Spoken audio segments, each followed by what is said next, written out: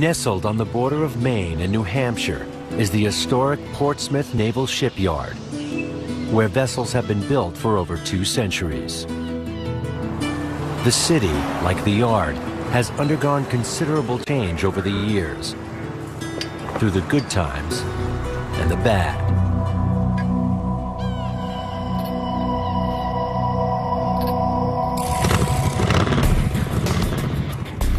In the summer of 1981, Deborah Smarrella, fresh out of high school, is enjoying life and contemplating her future.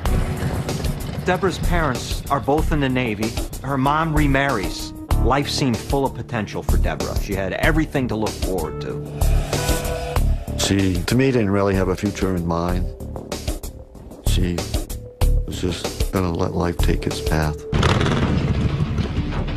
Stephen Brown, an ex-Marine working as a guard down at the shipyard, roars into her life. Anybody want to go for a ride? Deborah likes the bad boy type. And when she runs into Stephen, boy, she finds her knight in shining armor. I love motorcycles. Motorcycle guy, tattoos, tough looking. What's your name? Deborah. She told me she fell in love the day she met him. She thought he was the greatest thing in the world. It's nice to meet you, Stephen. She felt that he was the one that she could spend the rest of her life with. The two quickly become inseparable. Within months, they head to Corpus Christi, Texas, and move in with Deb's mother. But Deborah's stepfather soon becomes suspicious of her new boyfriend. Stephen didn't just leave the Marines, he was kicked out. Deborah's stepfather begins to do some investigating himself. And he finds out that Brown, right, is a troublemaker. That's not true. Stephen! Kicked out of high school. He joins the Marines at 18 and is assigned to infantry right away. But he gets kicked out for fighting. A psychological evaluation finds that under stress, he can show aggressive and bizarre behavior. He walks around with a swagger and a sense of bravado. Anything that really triggers feelings of insecurity in terms of his masculinity. What's wrong? He becomes aggressive, he becomes angry, and physically, he acts out to destroy the threat. What's the matter? Can we get out of here? Of course we can. Deborah refuses to believe her boyfriend has a dark side. She didn't want to hear it. Character and behavior disorders. It's a typical kid. He's unstable, Deborah. Don't want to listen to your parents. Deborah and Stephen quickly wear out their welcome and hit the road. 6 months after meeting, they're married in a civil ceremony. Here you are, darling. Thank you.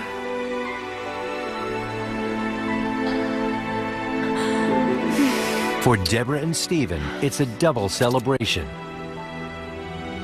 Because in 5 months, there will be a new addition to their family. But the honeymoon is soon over. Hey, honey. How are you?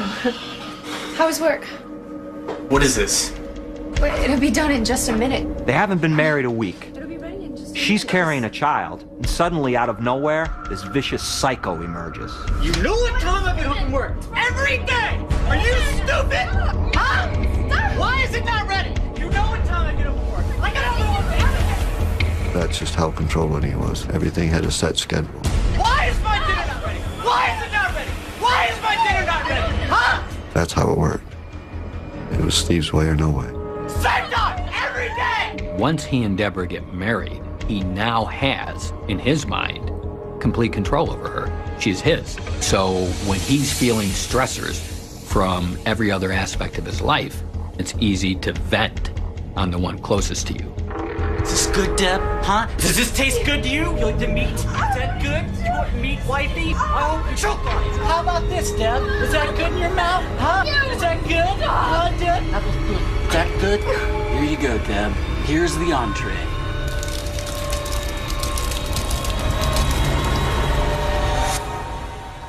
He says things like, I'm sorry, it'll never happen again. I was angry, it was the alcohol, I had a bad day. There's all sorts of excuses and apologies.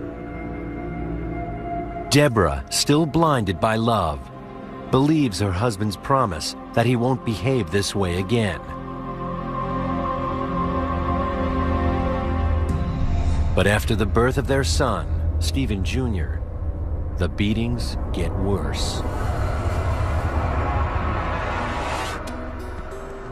The young family bounces around Florida, Virginia, and Maine before finally settling in Newfield, New York, where Stephen manages to keep his temper under control. Life was very good for them in Newfield. He went to work for his dad. His dad paid him very well.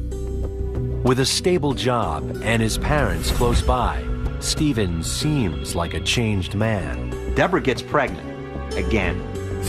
Stephen Jr. now has a sister, Whitney. Things seem to be going well.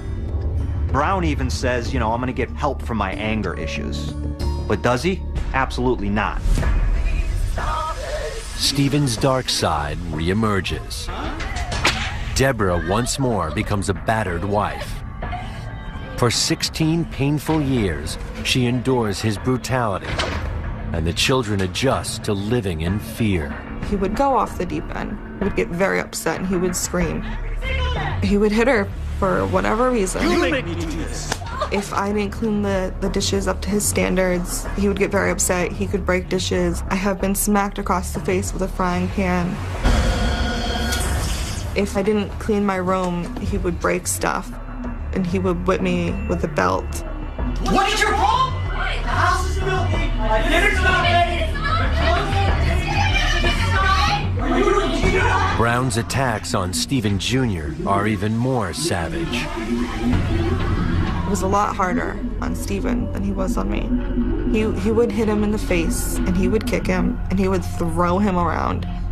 And it was very, very scary to see him like that. What is a kid left to do, right? Again, this is control. Brown is controlling every movement, every single thing that each family member does, they do in fear.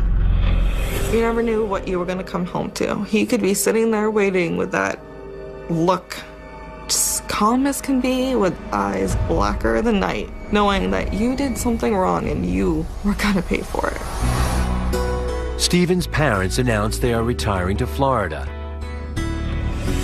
It's a double blow, as he also loses the well-paid job his father gave him. Anytime there are increases in stressors with Stephen Brown, Deborah Brown is likely to be the individual that suffers the consequences for it. The beatings become more frequent and even more severe.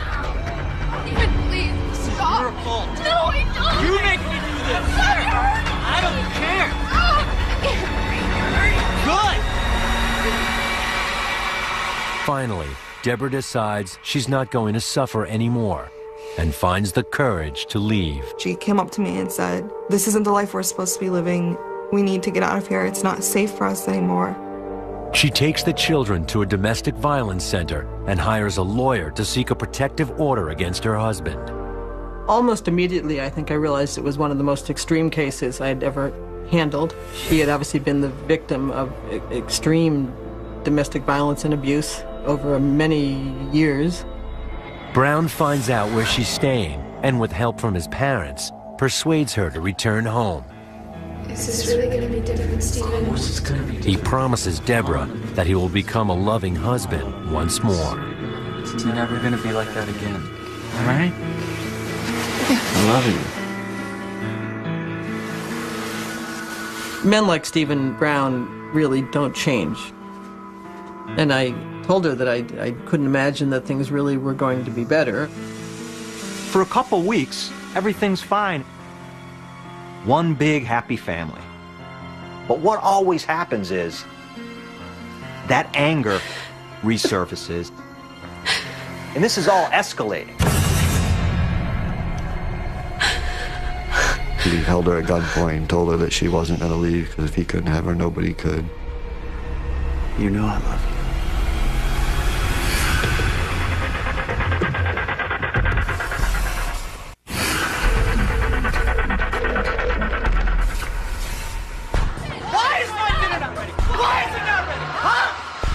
After enduring 16 years of physical and emotional abuse at the hands of her violent and unpredictable husband, You make me do this.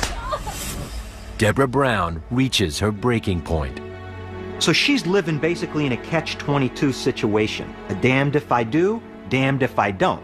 He threatens to kill her if she leaves, but if she stays, ultimately, she believes he's gonna beat her to death. So what is she to do? Don, it's me. He's gone. We're ready. Come get us. Deborah calls her father and brother, who agree to drive down from Maine to rescue her. She has an escape plan this time. She goes off to work. He thinks the kids go off to school. And her brother's waiting for them. They can grab all their things as soon as Brown leaves. They can grab everything and hightail it out of there. She was in constant fear. She tried her best to prevent us from knowing, but she always did look over her shoulder.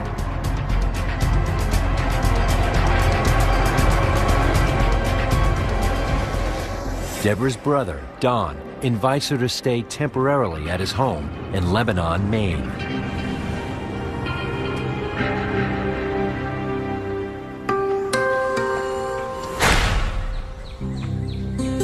Also staying at the home are Don's girlfriend and his best friend, Chris Brouillard. Hey, Deb. Okay. Come on with me. Chris and Deb strike up a relationship. We're gonna be fine. He's honest with her. He treats her well. And she realizes, hey, I can have a healthy relationship. There's actually a nice guy out there for me. As weeks pass, Deborah begins to relax as normal life resumes. Being with her family in Maine, I think, gave her the structure and family support that she needed to really make the break. She decides to file for divorce and sole custody of her children. You don't think you deserve this? But Stephen refuses to let go.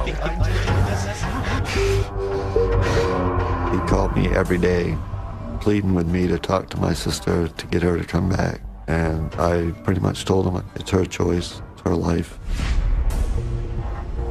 Deborah and the children return to New York for a custody hearing. No one is looking forward to seeing Stephen there. I was scared because I didn't want to go back to him, and I was afraid that we would. He had a way of convincing people to get what he wanted. Stephen denies Deborah's claims of abuse, telling the judge that she is mentally unstable. He was a very good witness for himself. He was cool, calm, and collected. It was very hard to see how the person on the stand and the person that you were hearing about from Deborah Brown could be one and the same person. Stephen's friends and family testify on his behalf. But the most compelling evidence comes from the couple's children. I told him that I didn't feel safe living with my dad. I didn't like to be hit every day. I didn't like to be in constant fear. I didn't want any part of it. I just wanted to move on with my life. I wanted to be a kid, have a normal childhood. The son tells the judge, if you make us go live with my dad, I'll take my sister and we'll flee to Canada. There's no way they will live with that guy because they know what he's capable of. Furious at being publicly humiliated, Stephen returns home and seeks comfort in heavy drinking and the arms of a longtime friend who's retained a crush on him. We'll be okay. At first, Patty Teeter is just a shoulder to cry on, We'll be okay. a good friend. We'll be fine. But Patty wants friend with benefits. Her goal is to get him in bed. She wants him sexually. Promise it'll be okay. But that's really his bait. He's holding it back. After the break, quick check of weather and traffic. Hey. Patricia Teeter is a single mother who ironically also escaped a violent relationship. She works at a local radio station. She would talk about Steve, how wonderful he was, and how she would go to his house. I'm here for you. And he would talk about how he missed his children. Here. She would fantasize about living there and being part of his life. Stephen Brown homes in on her vulnerability. Teeter has victim written on her forehead, and Brown sees this from afar because she's been married to a man who's what? Been physically and emotionally abusing her for what? A decade. And Brown picks up on this right away, and he knows what? He can control her. Stop. She is the perfect individual for Stephen Brown at this particular time because she makes him feel very good about himself. She dotes on him. Even though they're not having a romantic relationship, she's acting as if they are. Deborah learns that the court has granted her full custody of the children and child support. Stephen is ordered to stay away from his wife and kids. We were all very happy. It was just a celebration that that part of our life was finally behind us and we were moving forward. But Stephen Brown has no intention of staying away and wants revenge. And it's a blow to his ego that he really cannot defend against in any other way than with pure rage. With his naive companion by his side, Brown decides to drive to Maine and aims to talk Deborah into returning home. But if that doesn't work, he has a far more disturbing alternative plan. Stephen Brown is coming for his wife and kids and has made his mind up that nothing will stand in his way to get what he wants and unleash his revenge.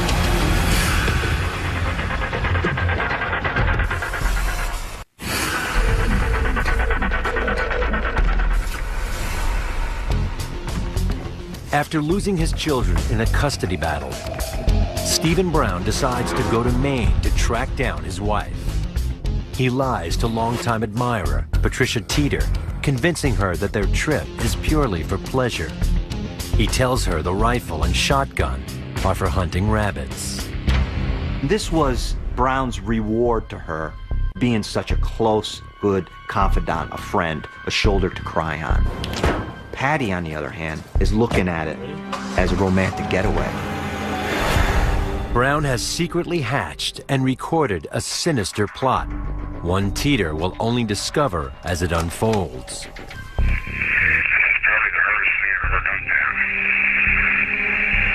I just couldn't tell you the whole truth about what I was getting ready to do because I knew you wouldn't be a part of it.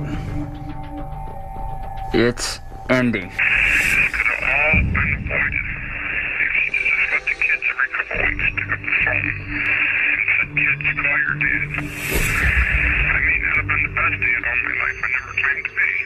What is really clear in the suicide tape is that Stephen Brown has now reached the point where he is feeling completely victimized.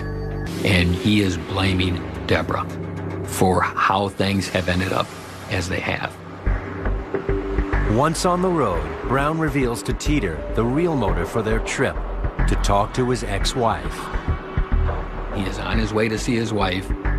He's guns and knives and tape and rope. Most of us would look at that and say, something's not right. What it shows is that she's willing to do what is necessary to ultimately end up where she wants to be, and that's with Stephen Brown. Brown's plan is to get everyone else out of the house. So Deb's alone, and he can sneak around and get in there and talk to her. That afternoon, they track down Deborah's brother's house. All right, guys, let's go inside. Get warmed up. Brown and Teeter conduct covert surveillance. Do you see them? So what is Brown doing at this point? He's stalking Deb. He's stalking the house. Where are you? Part of the thrill for the sociopath is in executing the plan. So he's getting a thrill, a charge out of executing this plan. That night, Stephen Jr. is staying with an uncle. Deborah, Whitney, and the others watch a movie together before heading to bed.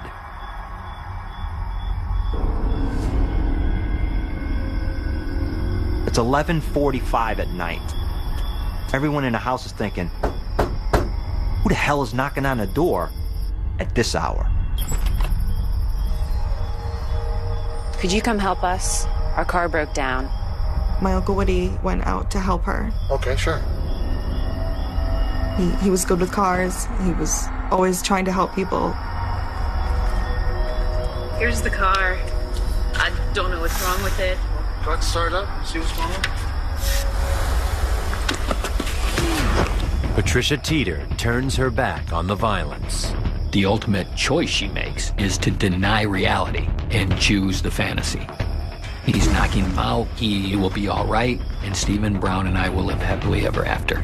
For Brown, anger takes over because really, if he wanted to, all he had to do was drag Woody into the woods, tie him to a tree, go in the house, talk to Deborah. But what does he do? He kills Woody.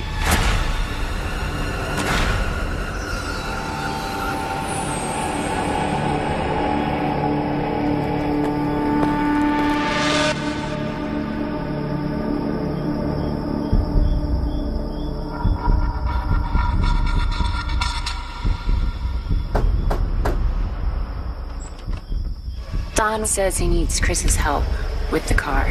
Could you go get him, sweetie? Okay. I went to wake up my mom and Chris. He just got his coat on, his boots and everything, and he went out the door. Where's Don? I have a gun. Hey, what the gun?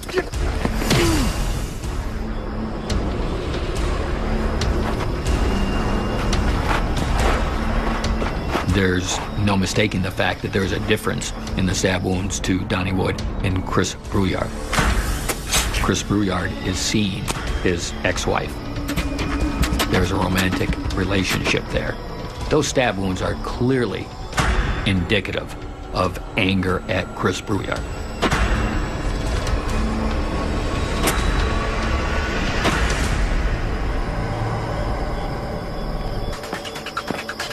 Teeter went back to that house 3 times. Shows how desperate she was for love. All right, what's going on? And my mom, she knew something wasn't right. She said, I'm gonna go.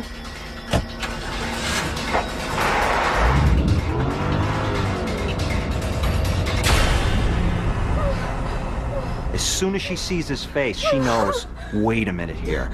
Something bad, something evil is going on with this.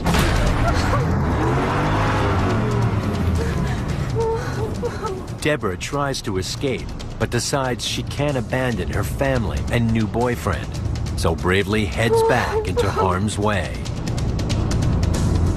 Deborah's out of options. She realizes that her daughter's back at the house, the people she loves are back at the house, and she has to go back there right now. The night of terror is only just beginning. Get more Wicked Attraction online.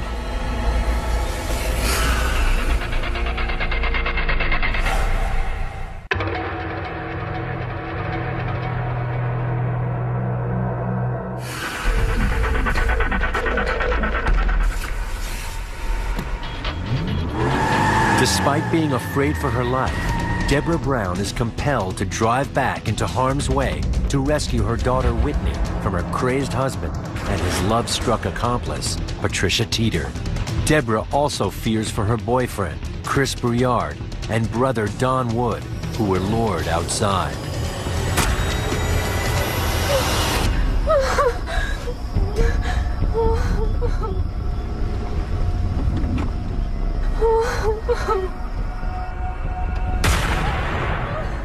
Stephen, don't! Whitney, call the police! She started screaming, he's here, and I knew it was my dad automatically. She was just screaming and honking her horn. I panicked. I didn't know what to do. Whitney, call the police! Deb is scared to death.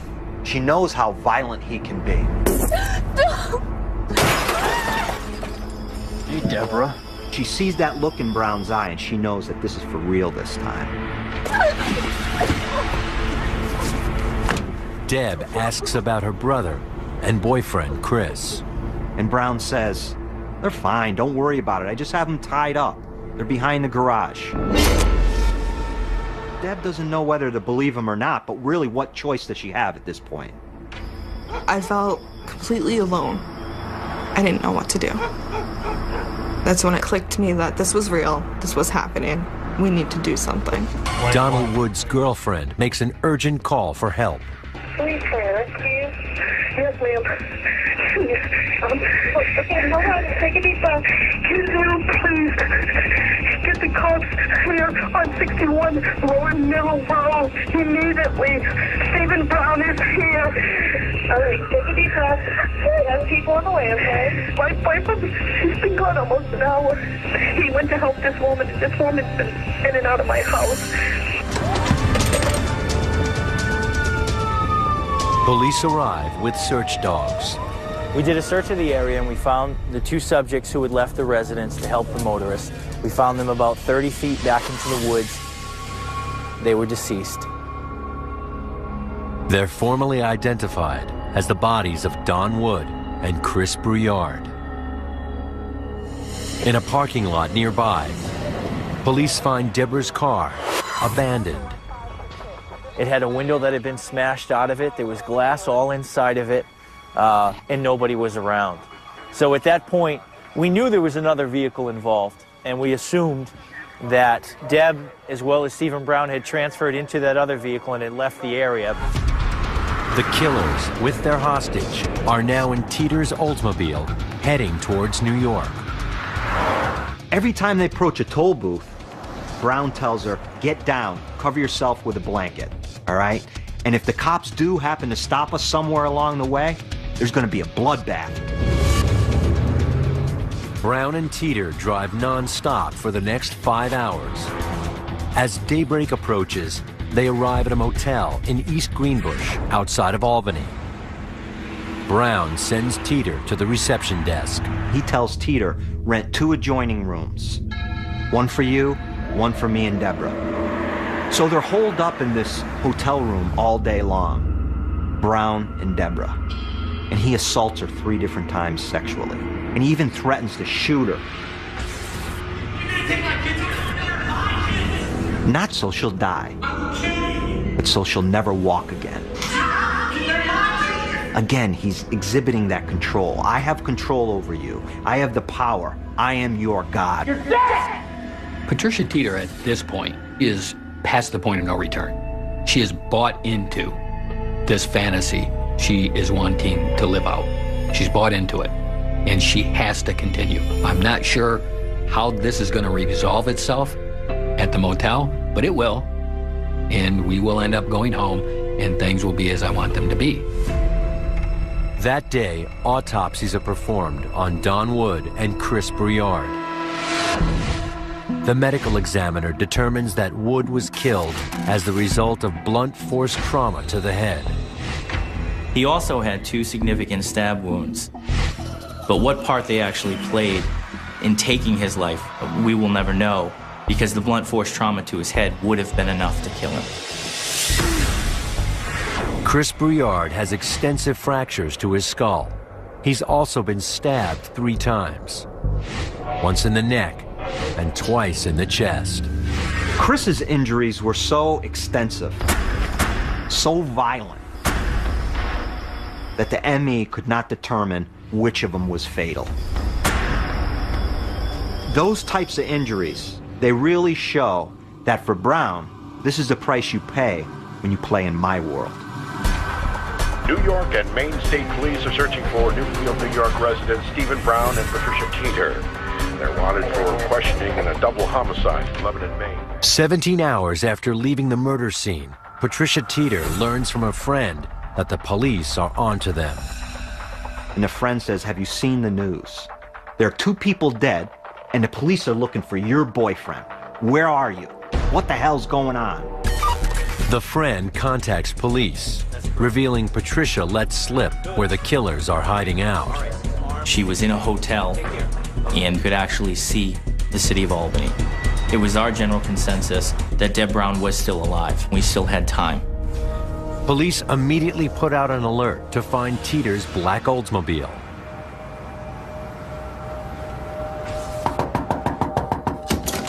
Stephen, they know the cops are coming. Go to the room.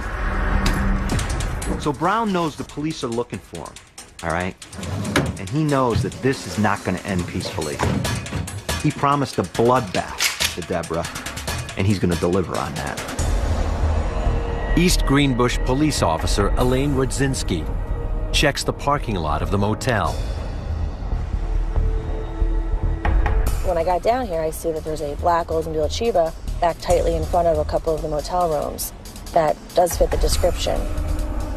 Rudzinski notices temporary Pennsylvania tags. We obtained the Pennsylvania tag, and upon running it, it came back that it wasn't on file. So that kind of was a little bit more evidence that something wasn't right with the vehicle. She then asks the clerk to check the registration for the rooms along that wall. We noticed that Patricia Teeter had in fact registered 2 rooms in her name. At that point, everything starts rolling fast. The emergency response team was deployed. I'll take the first door, you take second. 2 SWAT teams are prepping, 1 for each room. Let's do it. Go.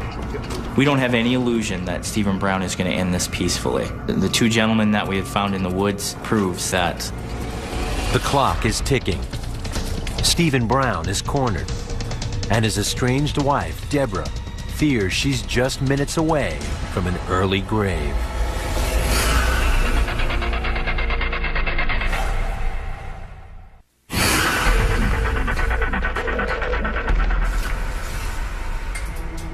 SWAT teams prepare to storm a motel outside Albany, New York, where murder suspects Stephen Brown and Patricia Teeter are holding Brown's estranged wife, Deborah, hostage.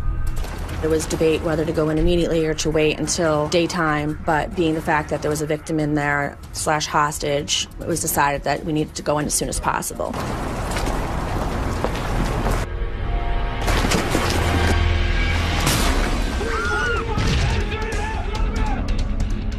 They went in simultaneously, and everybody gets taken into custody until we can sort out who actually is the suspect and who actually are the victims. The raid was a huge success. Stephen Brown and Patricia Teeter were taken into custody with minor incident. Deborah Brown went home safe.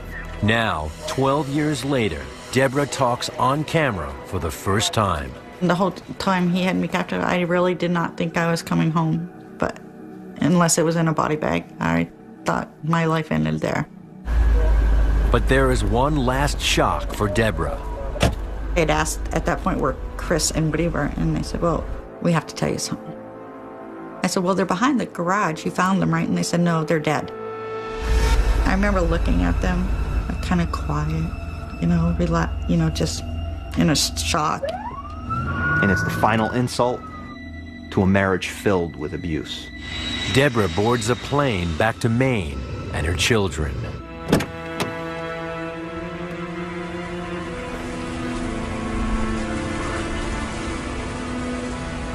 There was something different about her.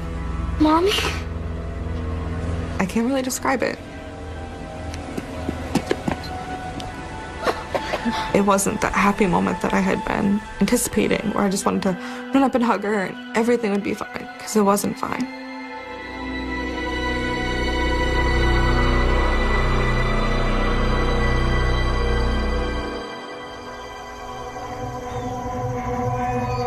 Deborah remains haunted by the horror of that long, terrifying night. And I just think that I'm just very lucky to be here, because most women wouldn't have survived, I don't think.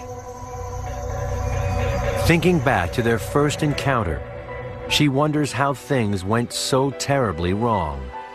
When I first met him, he was charming, caring, loving, supportive, everything that you really wanted in a guy, just fun to be around. In the end, he was your worst nightmare. He was a monster from hell. The devil just possessed him. I'll never forget the terror that he put me through. You make me do this! He had always told me that he would wipe out my entire family. And I never believed him till that night that I saw him in the woods. Then I knew he meant what he said. I was actually petrified. I was shaking. I could feel myself shaking in the driver's seat. Your life flashes before your eyes. I thought I was dead, and I didn't know what was going to happen with my children. That hotel room, I didn't ever think I was coming out. He told me that I would have been in a wheelchair for the rest of my life because he was going to make sure I had enough bullets in me that I would never walk again. I felt very helpless. Nobody's going to come rescue me. There's no help on their way.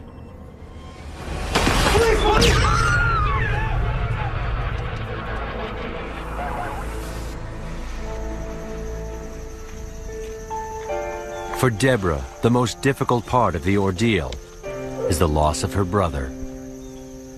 My brother was like a dad to me instead of a brother, you know. He would have rescued me in Alaska. He was my best friend. And now he's not here to talk to no more. Pick you up when you need cheering up.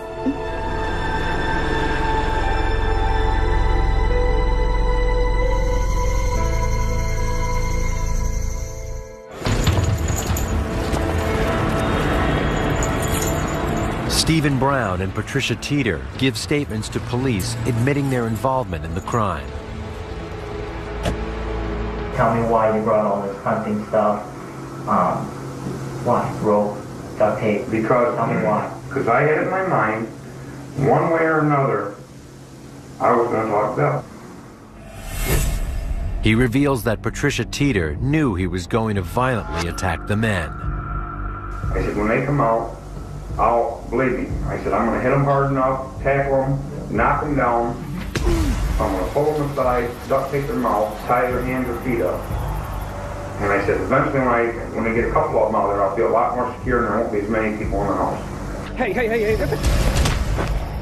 I'm freaking out.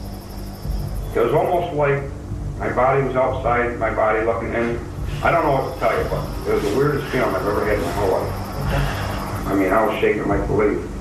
And I reached down in my pad, and I pulled out a knife. I remember swinging that knife. And I think, in many respects, he was proud of himself for what he had done. I couldn't believe what had happened. I couldn't believe that everything had fallen apart and had escalated to this point. He readily confessed to these crimes, almost in a way that he wanted to tell me. He wanted to get this off his chest. So whatever was done was done. I own up to that. Patricia Teeter, nursing a black eye after the police stormed through her door, reveals her feelings towards Brown. I just wanted to try to help him to get a little closure so he could see the kids. And that's all I was trying to do. I was trying to be his friend. She also claims she didn't know Brown was planning to kill anyone. Well, I just figured, like I said, he was going to knock him down and tie him up and then just put him into the woods or, off to the side so he could talk to Deb and maybe even see the kids. I knew he was taking quite a chance. You didn't think anyone was going to get hurt? Well, maybe knocked out and stuff, but I didn't know it was going to be the extent. So it was all right to knock people out, but you draw the line at killing them. I just went up to the door.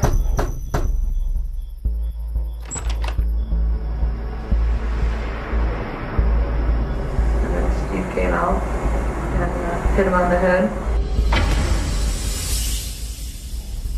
No, after he banged that first man over the head, how could you go back up to that house and bring that other man out, knowing that he was going to get it?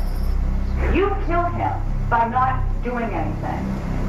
You knew he was going to get that second man, didn't you? But I didn't know he was going to kill him. She does go back to the house 3 times. So that tells us that she knew what Brown was doing, and she fully participated in this violence. She was the bait. She was the bait for the monster. I didn't help other than bringing the gentleman out. Luring them to their deaths. Well, I didn't know I was doing that. Yes, you did. He has violent tendencies, and she does anything he wants without a blink of an eye. Teeter pleads guilty to 2 counts of felony murder, plus 1 count of kidnapping. While her attorney argues for a reduced sentence, the prosecution pushes for the maximum. In my opinion, Patty Teeter cannot be absolved of any guilt because she participated in every step along the way. So in my opinion, she's guilty, just as guilty. Patricia Teeter is sentenced to 20 years on the state charges, with another 29 years added for the federal charges. She'll be eligible for release in 2023. While in jail awaiting trial, Stephen Brown tries to hang himself and later slits his own throat, but survives. Stephen, do you have anything to say about this at all?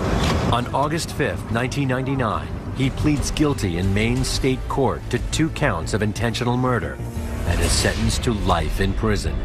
You almost get the sense that he felt very empowered by what he did, that he was able to affect a situation. He had a plan and he carried it out. And I think in many respects, he was proud of himself for what he had done. 4 months later, he's convicted in federal court of kidnapping, interstate domestic violence, and other charges, and is sentenced to 5 concurrent life sentences. Every day that I lived with him, I thought it was going to be my last day with him. There was never a safe day there. Never. And now I can say I'm safe. I'm safe. Neither of Brown's children have any communication with him. I don't even know what state he's in. And I don't have any plans on ever meeting with him, talking with him. What he put us through was enough. He doesn't deserve my time. Today, Deborah Brown works with federal agents and speaks to women's groups about domestic violence. My advice to women is get out and never look back. Stephen Brown is a time bomb waiting to happen. He likes to think of himself in his sort of hyper-masculine image, and Patricia Teeter does that for him. And ultimately, it turns out to be a deadly combination.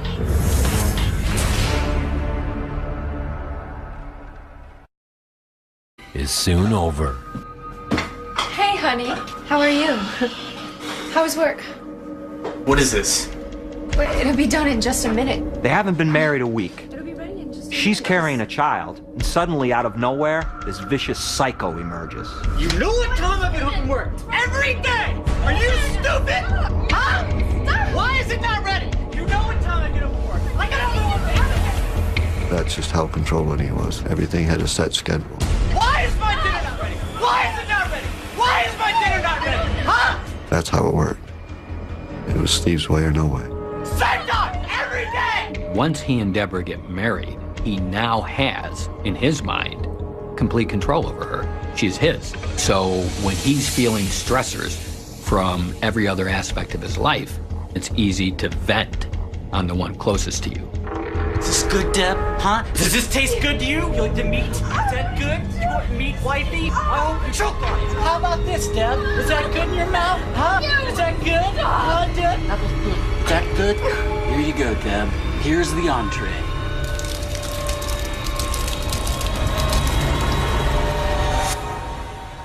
He says things like, I'm sorry, it'll never happen again. I was angry, it was the alcohol, I had a bad day. There's all sorts of excuses and apologies.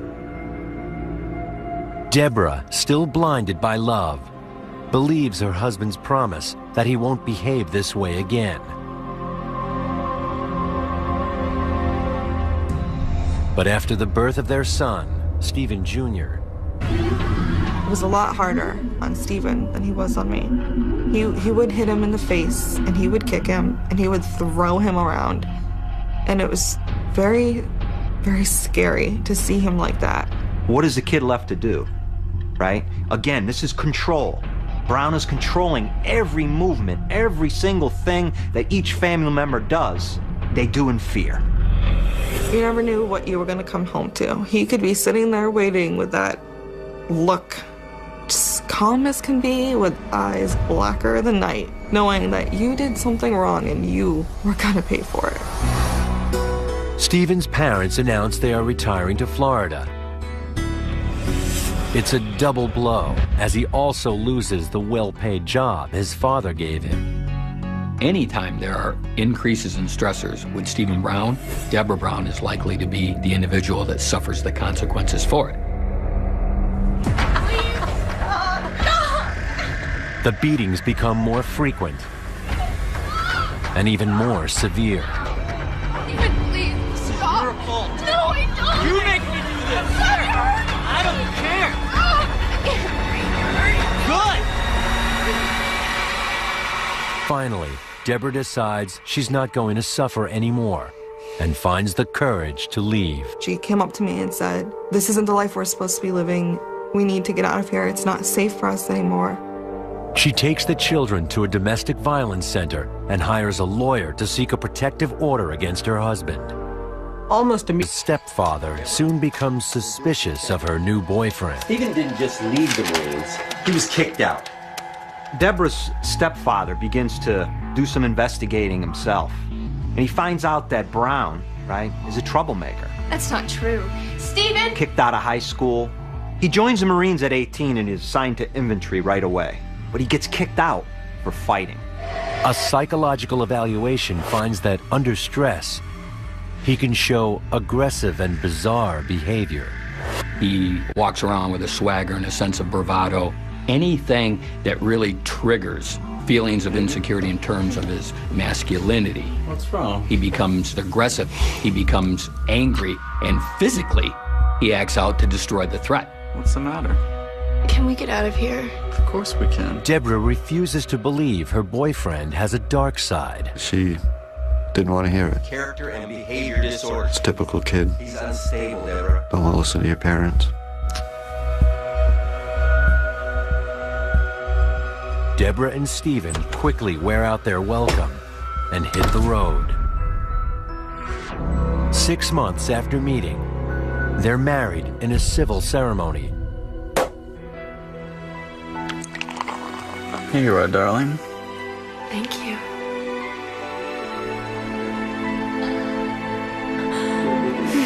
For Deborah and Stephen, it's a double celebration. Because in 5 months, there will be a new addition to their family. But the honeymoon, nestled on the border of Maine and New Hampshire, is the historic Portsmouth Naval Shipyard, where vessels have been built for over 2 centuries.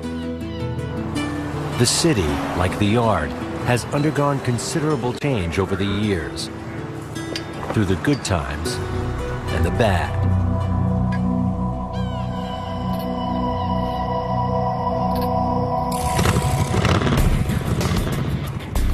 In the summer of 1981, Deborah Smarrella, fresh out of high school, is enjoying life and contemplating her future.